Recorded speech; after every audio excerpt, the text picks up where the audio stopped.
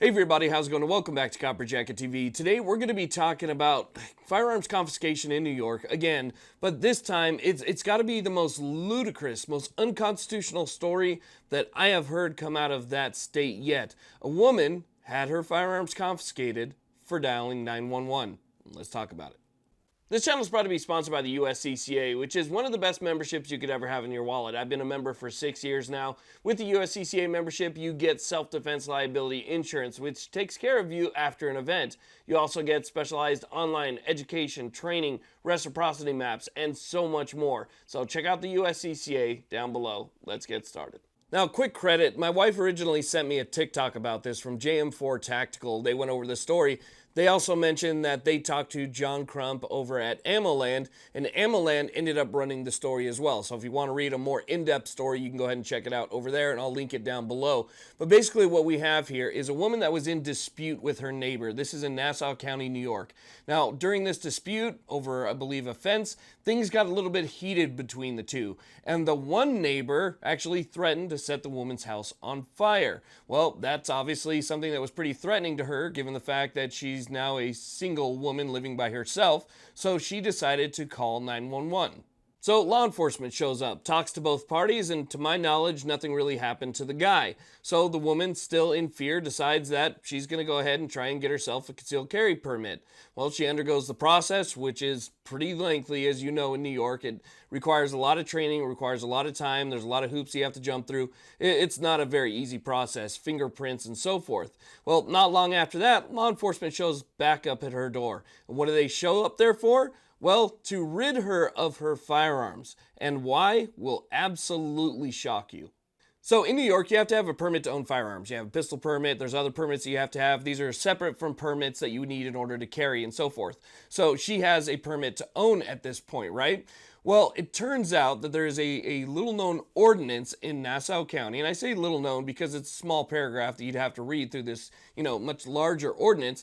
But there's an ordinance that says that if you have one of those permits and you have an interaction with law enforcement, or somebody in your residence has an interaction with law enforcement, or even in your place of business, it doesn't even have to be you. Somebody in your business has an interaction with law enforcement. So let's say that you're away, you're at the store, right? And maybe, somebody else who lives at your residence has an interaction with law enforcement. Within 3 days, you have to let the office that handles pistol permits know that somebody at this address had an interaction with law enforcement. There doesn't have to be a firearm present. It doesn't have to be used. It's just simply the mere interaction with law enforcement that has to be reported. Well, obviously, just like I think most people, she didn't know about that. So she didn't report that she had an interaction with law enforcement at her home. And so they used that as basically one of the punishments for not reporting that is that they can remove your permit to own. And so that's what they did. By removing their permit to own, or her permit to own, that means that they could also confiscate what she already owns, because without a permit, you can't have possession of it. So they came in, they got rid of her permit, they confiscated all of her stuff simply for not notifying the pistol permitting office that she had that interaction. Can you think of anything more unconstitutional than that? This is not even a state law. Okay, it's not even a state law. This is a Nassau County ordinance that removed her of her Second Amendment rights just for the mere fact that she forgot to report something or wasn't even aware that that particular ordinance existed. Now, according to John Crump, who's an investigative journalist, GOA has been notified, and hopefully GOA is able to do something about this, because you have this poor woman who lives by herself. You have her neighbor, from what I understand, is ex-law enforcement, right? He's making threats against her and her house and her property and so forth, and now she has nothing to defend herself. I guarantee, him being ex-law enforcement, he probably has something. He probably has something to defend himself. I don't know that they ever went to his house and confiscated any of his stuff, but she's basically left without.